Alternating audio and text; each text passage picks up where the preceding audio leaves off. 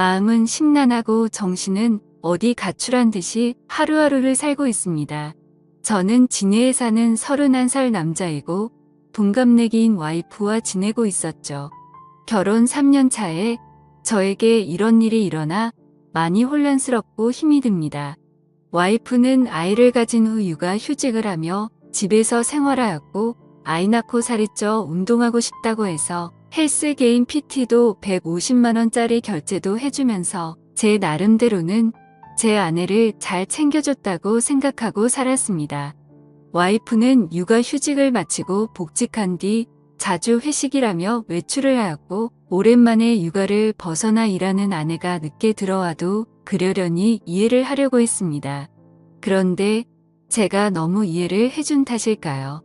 술을 먹고 새벽 4시 넘어 귀가하는 시간이 점점 늘어가기 시작했고 의심을 하면서도 저희에게는 눈에 넣어도 안 아픈 2돌도 안 된 아기가 있는데 설마 그런 짓을 할까 생각하였습니다. 올해 3월 아이가 2돌이 되기 며칠 전 저는 보고 싶지도 생각하기도 싫은 장면을 보았습니다. 빌라 2층 베란다에 있는데 어떤 남자와 와이프가 함께 빌라 입구로 오더니 남자가 제 와이프에게 목에 멍자국 잘 가려라는 말을 하는 걸 들었습니다. 그 소리를 들은 저는 격분해서 베란다 위에서 뭐냐고 따지니 남자 놈은 택시를 타고 도망가듯 갔고 와이프는 집으로 올라오더니 회사 동생에게 무슨 짓이냐고 적반하장으로 나오는 겁니다.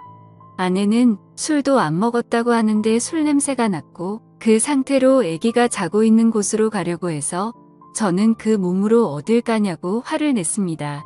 그러고는 화장실에 들어가서 안 나오길래 장모님께 먼저 전화를 걸었고 팔은 안으로 굽는다고 장모님은 그럴 애가 아니다 라고 반복해서 말을 하시더라고요.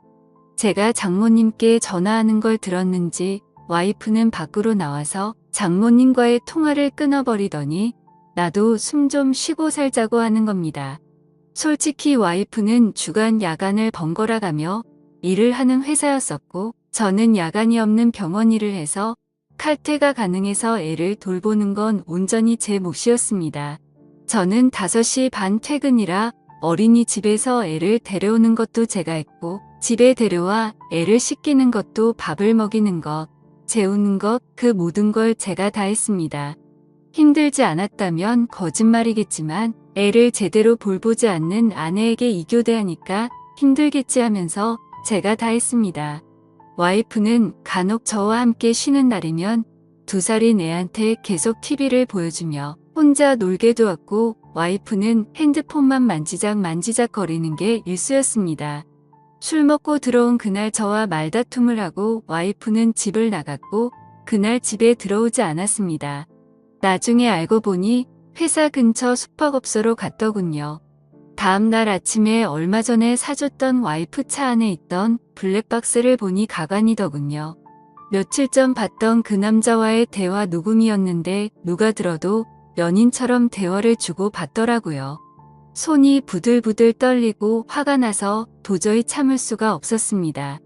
그래서 저는 곧장 처가에 제가 본 영상 내용 다 말하고 장모님은 그제서야 용서해달라고 했지만 저는 용서할 자신이 없었습니다.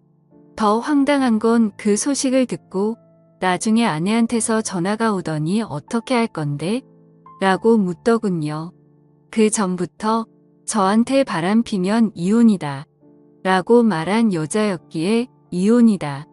네가 한 짓은 간통이다 뭐가 그리 떳떳하게 말하냐라고 했더니 간통죄 없어졌다고 뻔뻔하게 말하더군요. 그래서 저는 더 이상 이 여자와 살면 안 되겠다는 생각에 애기 데리고 나와 현재 본가로 들어와서 살고 있습니다. 이혼 준비하면서 와이프에 대해 이리저리 알아보니 대단하더군요. 전 직장에서 양다리 걸치고 그중 한 남자한테는 몇 백만원 빌린 뒤에 잠수 타버리고 대부업에 손대서 추심 들어올 뻔한 적도 있고 그랬다더군요. 도대체 왜 결혼 전에 그걸 알아볼 생각을 못했을까 후회도 되었고 결혼 전에 알았다면 얼마나 좋았을까 싶었습니다. 그리고 와이프가 만나는 남자에 대해서도 녹음된 이야기를 들어보니 작년에 군대 전역한 젊은 놈이더라고요. 그놈은 뭐가 좋다고 유부녀랑 놀아놨는지 참 어이가 없습니다. 심지어 녹음된 날짜들을 보면 아이 영유아 건강검진, 예방접종을 예약한 날도 그놈과 먹고 노느라고 가지 않았습니다. 아이 태아 보험료도 1년 내고 그 다음 아예 넣지를 않아 실효되었더군요. 저는 알아서 잘 넣고 있는 줄만 알았습니다. 와이프는 저에게 정확한 월급에 대해 이야기를 해준 적이 없어 거의 생활비는 제 카드로 결제를 했던 상황이라 와이프의 카드 내용을 제가 잘 몰랐습니다. 그런데 그제서야 와이프의 카드 결제 내역을 보니 정말 한숨만 나오더군요. 한 달에 월 250만 원은 넘게 쓰고 있었고 벌써 카드 한도 초과까지 썼더라고요. 그런데도 그놈 자취하는 곳 주위에서 이불집에서 74만 원치를 긁었더군요. 무슨 같이 살림 차릴 생각인지 생각조차 하기가 싫었습니다. 아무튼 그 여자 빚 때문에 협에 이혼하고 있습니다. 복수하고 싶은데 명예훼손이니 뭐니 피해자를 위한 법은 없더라고요. 회사에 이것들 이름 다 까발리고 싶지만 제게는 아이가 있기에 제가 범죄자가 되면 안 될 것 같아 참고 있습니다. 아이는 엄마의 정을 받고 자라지 않아 다행인지 엄마를 찾지 않고 잘 지내고 있습니다. 왜 가해자들은 저렇게 웃으면서 지내는데 피해자인 제가 이렇게 힘들어야 하나요? 대한민국 법은 가해자를 위한 법인 것 같습니다. 중구난방으로 적었습니다. 긴 글 읽어주셔서 감사합니다. 다음은 후기 내용입니다. 안녕하세요. 여러분들, 저는 이 글쓴이의 절친한 친구입니다. 친구에게 양해를 구해 계정을 빌려서 작성을 하고 있습니다. 제가 목격한 사실들을 얘기하기 위해서입니다. 저는 이 친구의 연애 시절부터 쭉 지켜봐왔습니다. 이 여자 때문에 항상 힘들어했습니다. 사람들 앞에서 무안 주는 거는 예사고 친구의 친척들과 모이는 자리, 모처럼 대학교 친구, 고등학교 친구들이 모이는 자리에도 전화로 거기는 왜 갔냐? 지금 당장 집에 들어가라. 그럴 시간에 나를 보러 오라고 떼를 쓰고 화를 내고 욕하는 게 다반사였습니다. 제가 보기에도 집착이 병적으로 심했습니다. 친구들 커플끼리 놀러갈 때도 자기 맘에 안 드는 게 하나라도 있으면 바로 버스를 타고 혼자 집에 가버리고 집에 가서 전화로 화내고 욕하고 그러더군요. 더 웃긴 일도 있습니다. 결혼식 전날 친구 커플들끼리 모였습니다. 분명히 그 여자한테도 얘기를 했고요. 임신 때문에 술을 마시면 안 되니 친구 보고 혼자 가서 놀라고 했습니다. 친구들끼리 재밌게 노는데 수시로 전화가 오더군요. 나 빼고 노니깐 재밌냐고 하면서 집에 빨리 안 들어가냐고 뭐하는 짓이냐고 온갖 소리를 지르더라고요. 옆에서 통화를 듣고 있던 저희 친구들도 다 황당했습니다. 분명히 같이 가자고 얘기도 했었고 허락을 했었으니깐요. 아무튼 그날 또 여러분이 생각하시는 대로 또 싸웠습니다. 그래도 다음날 결혼식이니 잘 풀리길 바라면서 집으로 귀가를 했죠. 결혼 후에는 제 친구한테 심한 말을 많이 했습니다. 특히 친구 부모님을 무시하기 일쑤였습니다. 너희 집에서 해준 게 뭐가 있냐부터 시작해서 너희 집이 그렇게 잘났냐 등등 뭐 흔히 얘기하는 시댁구박 그런 건 옆에서 볼 때 전혀 없었습니다. 친구 어머니께서는 그 여자가 전화하기 전까지는 절대 하지 않으셨습니다. 할 말이 있으시면 친구를 통해서 하였지만 그것 또한 집안 행사 관련 말씀이셨습니다. 그리고 이 여자는 모전이라고는 찾아볼 수가 없었습니다. 친구에게 들은 얘기도 있지만 제가 친구 집에 놀러가서 본 장면도 있죠. 애가 엄마가 봐주지 않는다고 스스로 토를 하고 했습니다.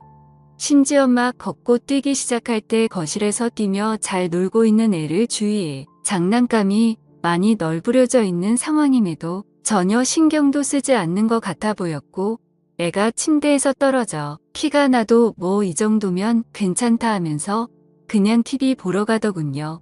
참 이게 애 엄마라는 사람이 할 짓인지 싶었습니다. 불륜 이후 친구가 많이 힘들어할까봐 제가 계속 붙어 있었습니다. 그 당시 친구의 눈은 거의 돌기 직전이었으니깐요. 혹시나 사고를 칠까봐 혼자 둘 수가 없겠더라고요. 위에 친구가 작성한 글에도 있지만 그 사건 다음날 전화가 왔습니다. 예, 그때 제가 옆에서 다 들었죠. 간 통제 없어졌다. 갈 때까지 가보자. 오히려 적반하장으로 그 여자가 먼저 이혼 조건을 걸더군요. 그리고 이틀 후 법원에서 만났습니다.